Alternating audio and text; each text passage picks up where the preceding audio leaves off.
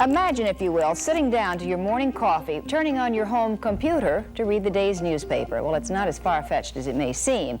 You know, when we were kids, parents warned us about strangers in vans. Kids now have to be aware of strangers online and on video games.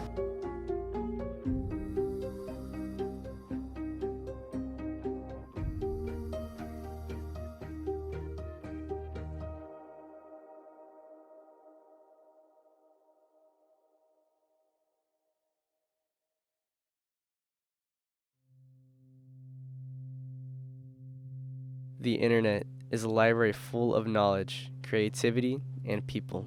Somehow, this interconnected web of media has taken a hold of our everyday lives in just the past couple of decades, with a reported 4.9 billion people using it every single day, 2.2 billion of which are children.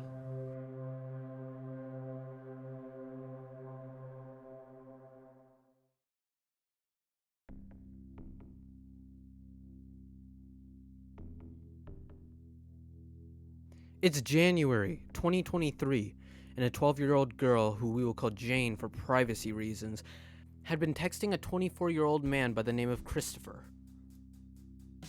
Christopher had been texting Jane on Instagram for a few weeks at the time, using a tactic called grooming to get her to trust him. Jane would soon trust Christopher enough to give her her home address, where, on January 5th at around 6:30 in the evening, Jane was abducted by Christopher at her family's home. Christopher would end up driving Jane almost 350 miles away before license plate recognition detected his car, being caught and arrested in a matter of hours. Jane was reunited with her family after almost 7 hours of being taken. Christopher's trial is still pending.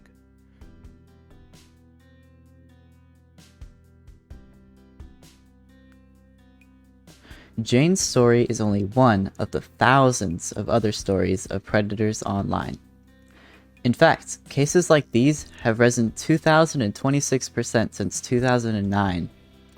The internet can be a very dangerous place for young people. Children, in a matter of seconds, can expose themselves on the internet and put their lives in danger. However, all of these dangerous crimes could and should be preventable if the internet was age restricted. So my name is Tina Herrera, and I'm a licensed clinical social worker, which I do private practice therapy for adults and teens, and then I do behavior therapy for children. What is predatory behavior? It's where someone who is seeking out children or adolescents for a purpose of abuse or exploitation.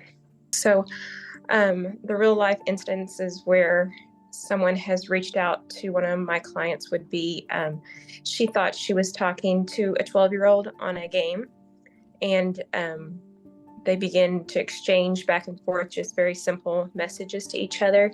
And then it became more concerning, where they were asking for pictures. Then they just wanted inappropriate pictures. They started sending her inappropriate pictures. And so to the point where she finally realized that something was going on. And luckily she told her parents, and her parents blocked that and got that taken care of. Another instance wasn't personally one I know, but a coworker. They actually met up with their predator. They actually gave out their address, and they came by and left with them. They were sexually assaulted for that time. And they returned home. They found out that this person had been acting as a teenager, and so she thought she was talking to a 15-year-old, and she was 13, and so she was thinking that she was just meeting a boy, and it was really an older adult. What do you think puts children at risk of being groomed and targeted by pedophiles? Well, unsupervised online is a big one, because, you can talk to kids about catfishing, meaning that they're online people, they're acting as somebody else, and so they may not know who they really are talking to.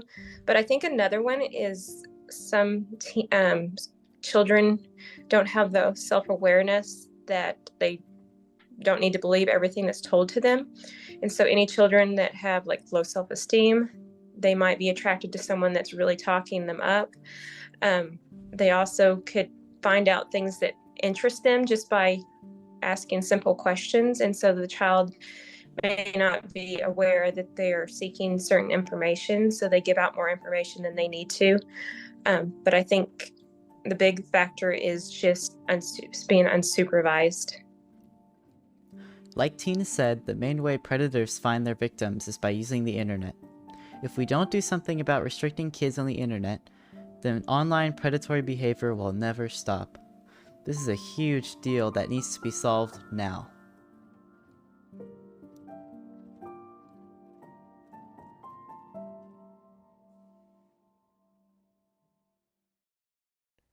But there's another huge deal we haven't talked about yet. Another huge deal that's risking the mental and physical health of our children. Porn.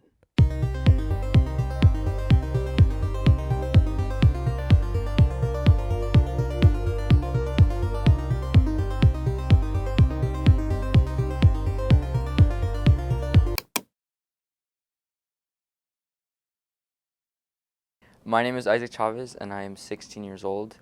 I am in this interview because I previously had a porn addiction. I was first introduced to porn when I was in 7th grade. If I remember correctly, I was actually playing the no internet game, which is the game where you have like the dinosaur, and you like click the space bar to go over the cactuses.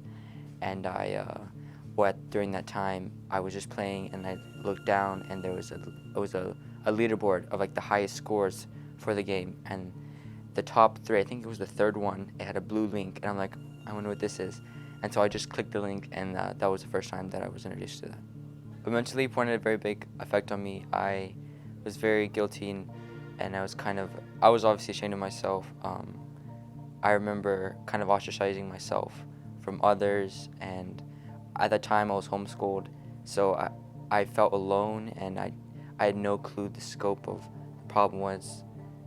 So in my life, I felt like I was alone, you know. I remember a lot of times I played baseball, and I just remember like vividly being on the field. I'm like, what the heck am I doing in my life? I think I realized that addiction when I was when I started becoming afraid of myself. I feel like a lot of people, to escape reality, they go to friends and everything, and I couldn't really do that because I was kind of homeschooled, and so I feel like there was no rest for me. There was no peace.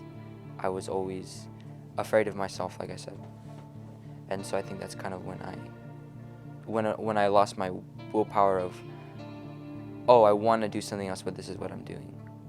Or I know it's right to do something else, but this is what I'm doing instead. So I think that's what I would say when I kind of realized that. What effects does porn have on the brain? Well, that's a good question, because I don't think that we've examined that close enough. But I would guess that the area that we call the nucleus accumbens is the pleasure center of the brain.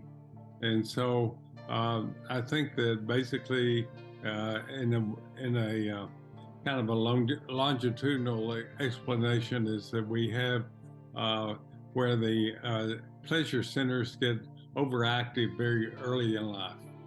Is there any reason for us to be scared of our children finding porn? Well, I think that with children finding porn might add to the instability, especially for kids that are have this problem of advanced sexual interest and hormonal production. A lot of the aspects of the brain comes from the stimulation of dopamine, which is might be called our pleasure hormone, that gets operated in a what may call an accentuated situation. This kind of situation kind of immobilizes the child from normal development, especially if they have this hormone imbalance. So, yes, I would be concerned about the stimulation of that would come about when a child, discovers pornography. What do you think we should do about how easy it is to find porn online? Well, I think it should be controlled. I know we have some constitutional rights about all that, but I really think that in order to protect young people from starting off life in an imbalanced way, that we need to keep it out of their hands. Of course, as adults, they can do what they want to do, but I think that we shouldn't burden them with this overstimulation of sexual gratification so early. Along with porn, there are other things like gore and fetish content that damage the minds of our youth. These things on the internet have been talked about time and time again, but yet the only thing to a parent's advantage when it comes to stuff like this is by using safe search, which can be turned on and off with the flip of a switch. The internet is a dangerous place for the minds of children, and if we don't do something, then this kind of stuff might become more and more normalized, and as it does, we're risking the mental health and development of our kids. You might not realize it, but you have an addiction. And no, it's not like porn or drugs. It's an attention addiction. The constant need for something to stimulate your brain every waking moment of the day. TikTok is one of the most popular forms of entertainment, with over 1 billion users. TikTok has formulated a strategy that's specifically designed to keep you on the app. The way TikTok is structured allows you to consume high amounts of short-form content, using the shortening attention span of the youth to keep them scrolling. In the year 2000, the average attention span was 12 seconds, but in more recent years it is lowered to less than 8 seconds. That gives us less attention span than a goldfish. This fast-paced consumption of content is not only used to keep people watching, but also helps people creating content for their platform. It is significantly easier to get views and likes on TikTok than on any other app. Because of the speed of consumption, more content is being viewed faster than any other app. This is important because it means you will get more views and more likes. Receiving likes stimulates the part of your brain that needs to be liked and releases dopamine in your brain. The dopamine causes a pleasurable experience and leaves you posting more and more looking for the same dopamine rush. This is the same way that people get addicted to gambling and crack.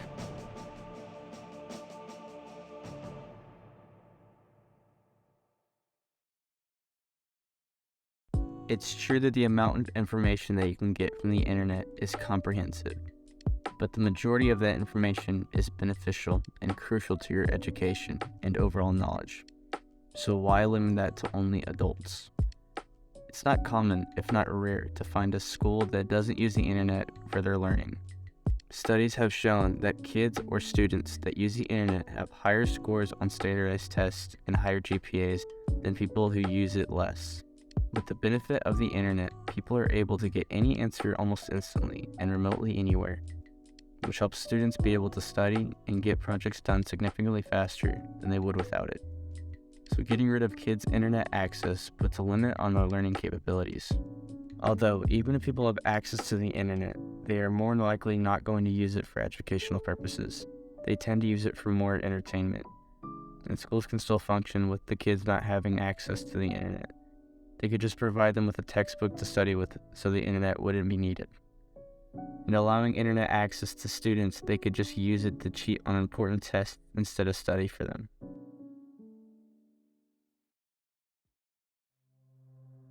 Even if you argue that the internet is already age restricted, you'd be wrong. Although the minimum age to sign up for social media like YouTube and Instagram is 13, kids under the age of that still use those platforms. And even if they are over 13, that's still really young. Age restricting the internet would take much more than having you put your date of birth in. It would take the internet as a whole to band together and create a system where you need proof of your age to use certain things. Maybe Google could ask for your social security number or even your driver's license, or any form of government-issued ID would work. Maybe Google could even implement more features into Safe Search to ensure no kids under the age of 18 are on websites that they shouldn't be on. There's so many simple solutions to the problem we face right now, and somebody needs to do something to protect our kids and create a better and safer future for them. And that's why the internet should be age restricted.